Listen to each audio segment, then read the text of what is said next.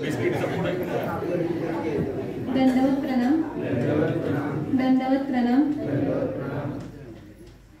जो वेद तर्क चतुरागम योग शास्त्र षड्दर्शनागी वसिता न कळे परात्मा तो केविमतील वाल्प विवेकांशे वर्णीन सर्व विषया कुळकर्म संतु वर्णीन सर्व विषया कुळकर्म संतु.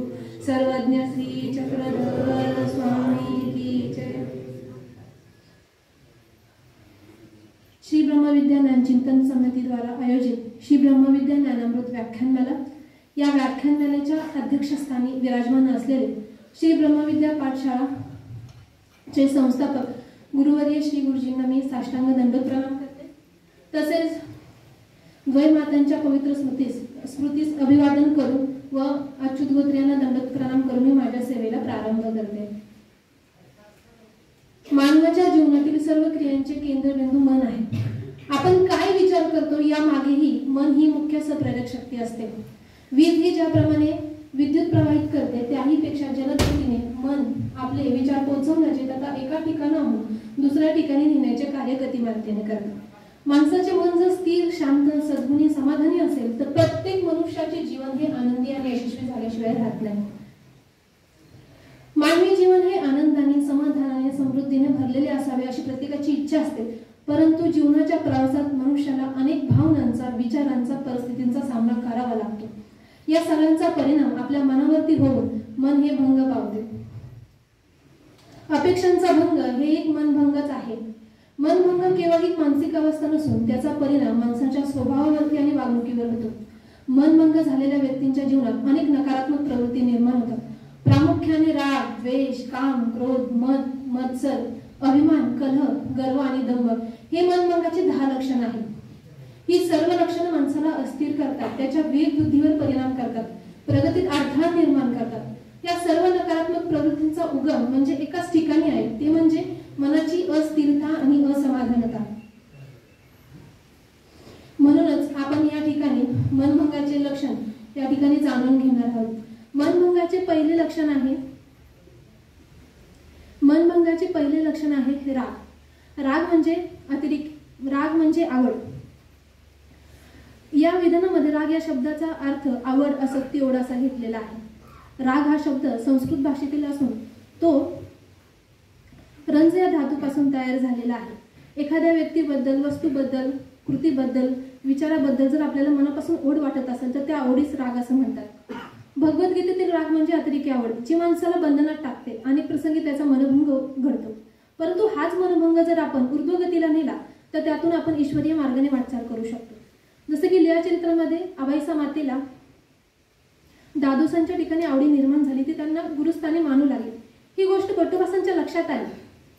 आपली आई आपल्या दोन्ही बहिणी उमाईसा आणि मादाईसा यांना नदीकाठी घेऊन गुंफा करून राहते आणि दादोस नावाच्या कुणी परक्या पुरुषाला तासन तास बसून घेते. ही गोष्ट त्यांच्या मनावरती आघात करून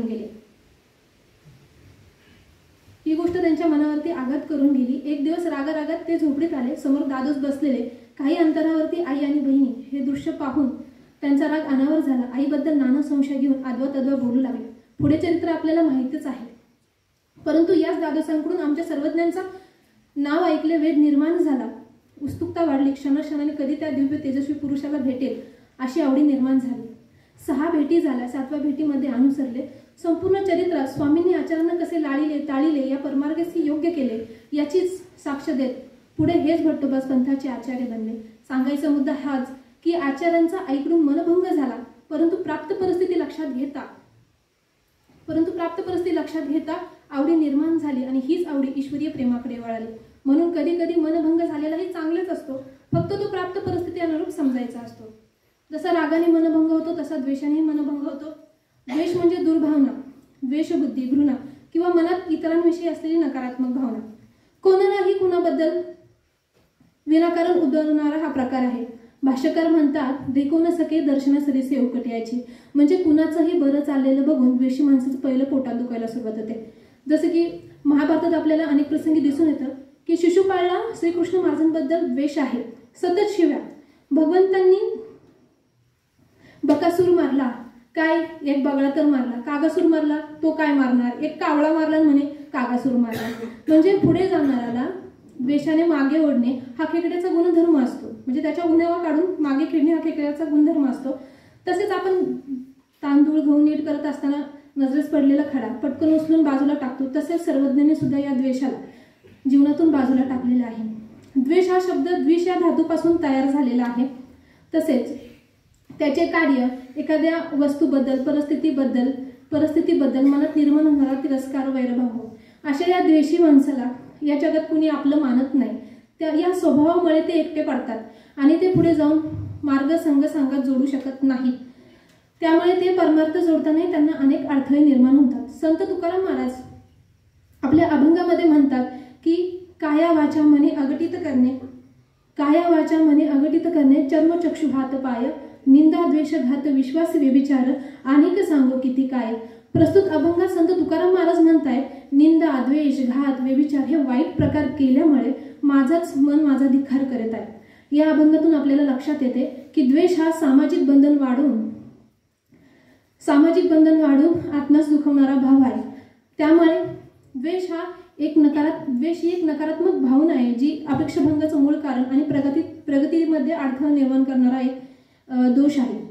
तर द्वेषाने जसा मनभंग होतो तसा कामानेही मनभंग होतो. काम म्हणजे इच्छा, एखादी गोष्ट किंवा एखादे सुख प्राप्त करण्यासाठी मनात होणारी तीव्र इच्छा म्हणजे काम. भगवंत गोपालकृष्ण महाराज भगवद्गीतेमध्ये 3ऱ्या अध्यायात सांगतात काम एष क्रोध एष रजोगुण समुद्भव महाक्षण महापापन विद्धेन मिहवैरिणम.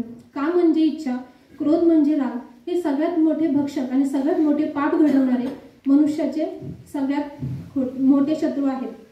तसेच स्मृतिस्थळामध्ये सुद्धा पंडित केशवराज दास प्राप्त परिस्थितीवर प्रसंगावधान दाखवून त्यांनी त्यावर कसा विजय मिळवला यावर ते म्हणतात मी प्रवर्तलो महामार्गी तो महाविघ्ने केली लागी लेवनी विचारांची वज्रांगी प्रबोध फरसे पराभविली. प्रत्यक्ष अहोरात्र पत्नीकडून स्वतःवर ओढवलेल्या प्रसंगावर सतसत विवेक बुद्धीने त्यावर त्यांनी मात केला. इथं पत्नीचा अपेक्षाभंग झालेला दिसतो कारण तिची ती इच्छा पूर्ण झाली नाही.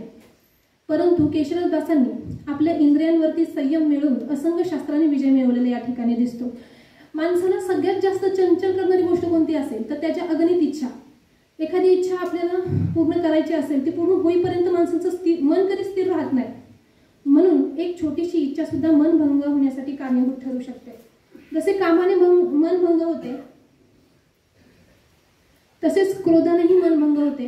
क्रोध म्हणजे क्रूर भाव. हा क्रोध जणू कामाच्या पोटी जन्माला आलेले कापत्तेच आहे. एखादी गोष्ट अपेक्षित असते ती पूर्ण न झाल्यामुळे मनात जो भाव उपळतो ना तो क्रोध असतो.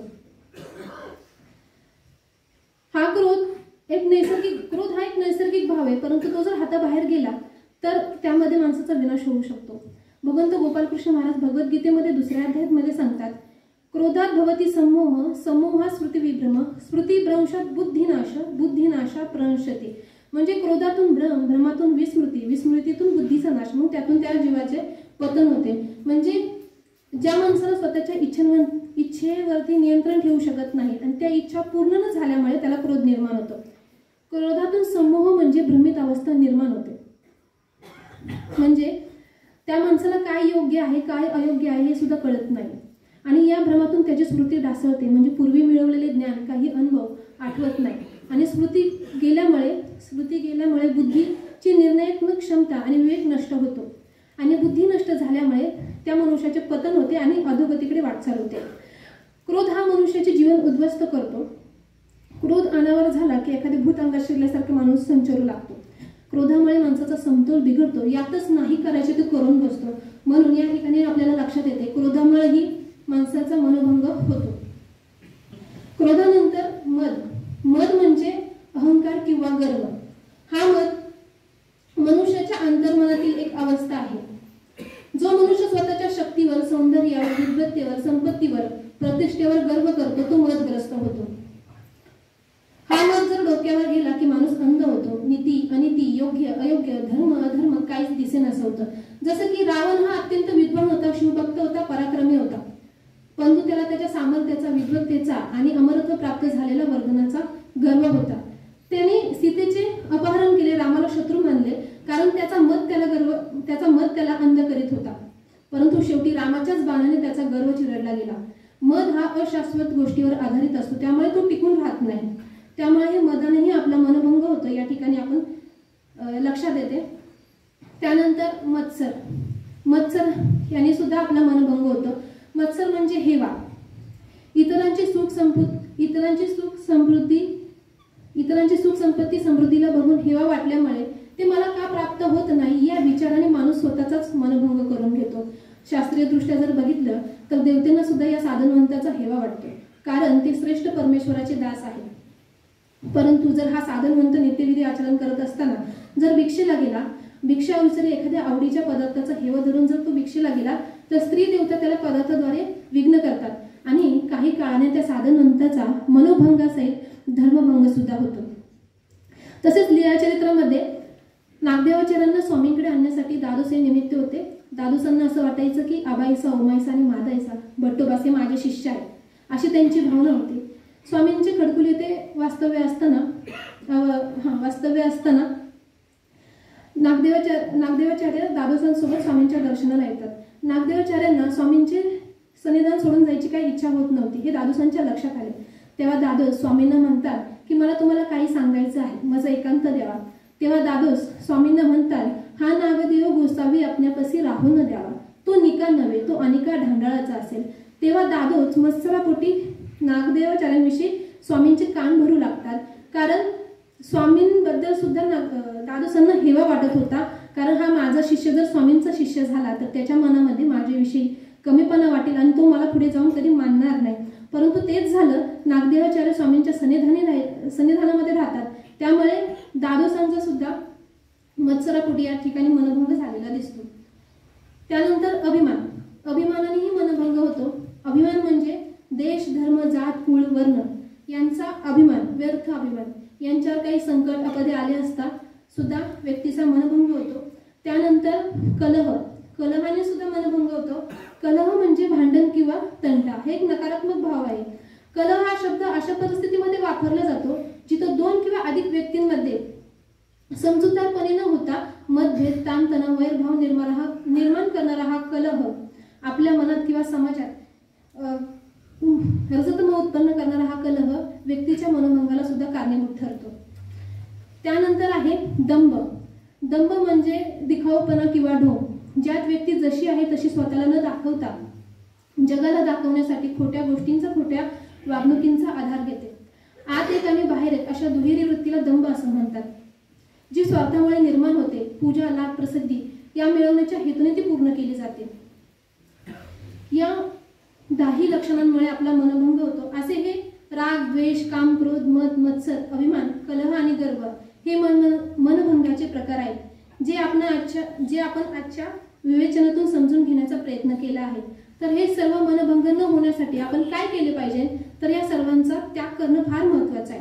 कारण त्याग शांती अनंतरम असे श्रीकृष्ण भगवंत अर्जुनाला उपदेश करताना सांगतात की या सर्व प्रकारांनी आपले आयुष्य उद्ध्वस्त करून घेण्यापेक्षा या प्रकारांचा त्याग करून जीवनात परम शांतीचा अनुभव घेणे सोपे नाही का, तर सोपे आहे.